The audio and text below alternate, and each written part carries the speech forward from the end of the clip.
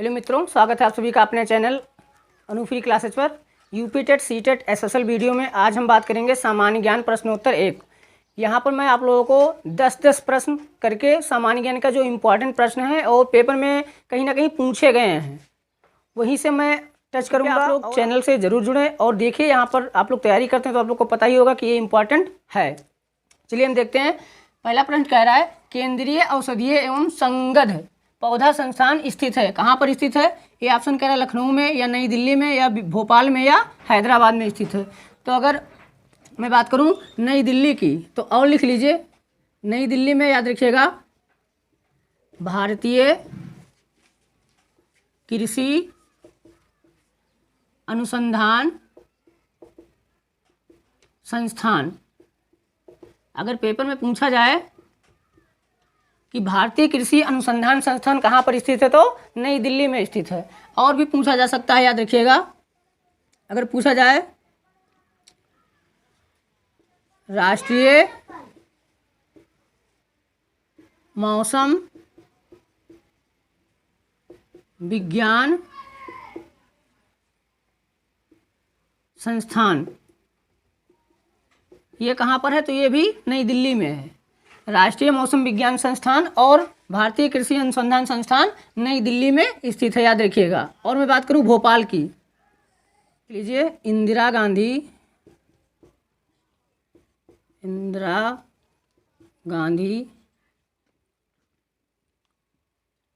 राष्ट्रीय मानव संग्रहालय।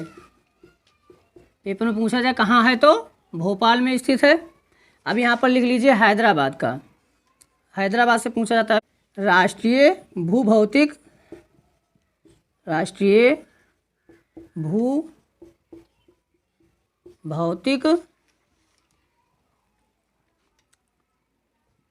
अनुसंधान संस्थान।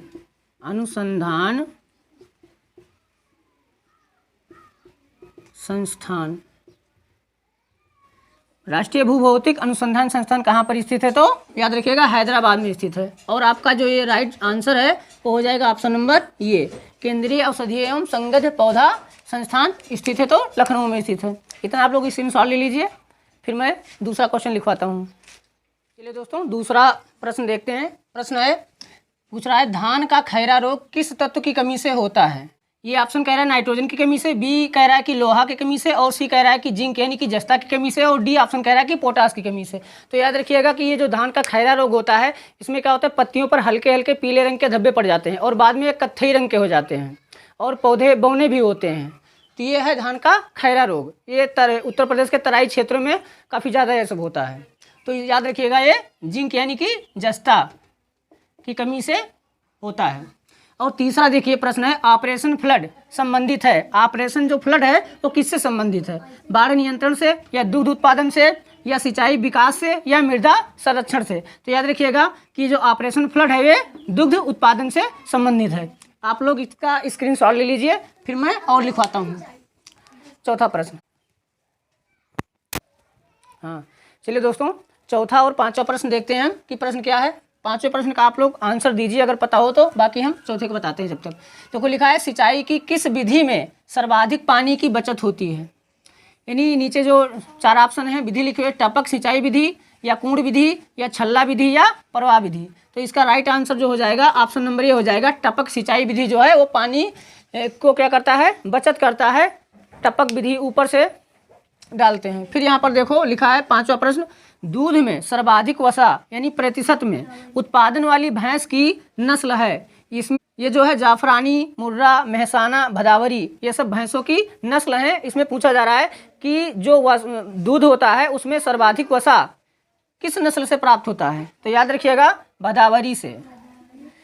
4.5% वसा याद रखिएगा मिलता है भदावरी से। तो सर्वाधिक अगर पूछा जाए तो कंफ्यूज करने वाला है, मुर्रा दे दिया जाए, मेहसाना दे दिया जाए, भदावरी तो पेपर में पूछे जाने वाले प्रश्न हैं। ये सब पूछे भी गए हैं, 2016 के पेपर में था ये। चलो इतना नोट करो, फिर हम और लिखवाते हैं। स्क्रीनशॉट ले लीजिए आप लोग। चलिए दोस्तों, छठा प्रश्न हम देखते हैं। प्रश्न क्या कह रहा है, कोयले का सर्वाधिक उपयोग होता है, ऑप्शन ये कह रहा है ऊर्जा उत्पादन में, बी ऑप्शन कह रहा है लोहा एवं इस्पात संयंत्रों में, और सी ऑप्शन कह रहा है रेलवे में, और डी ऑप्शन कह रहा है वाष्पीय जहाज़ों में। अगर आप लोग को पता है तो कमेंट में हमें अवश्य बताएं, नहीं तो मैं तो बताता हूँ। ठीक है दोस्तों, तो यहाँ पर नोट में लिख लीजिए, ये थोड़ा इम्पॉर्टेंट हो जाता है कि भारत में कोयले का सर्वाधिक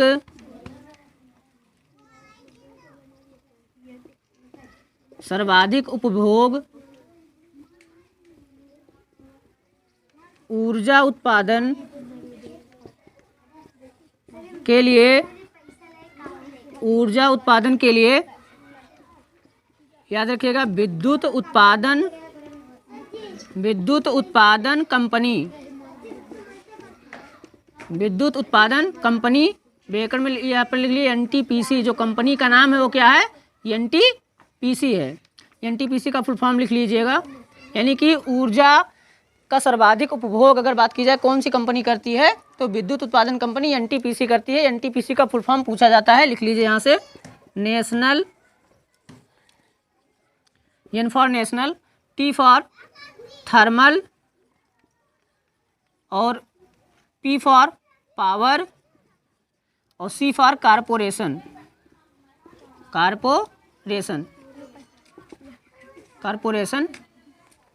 करती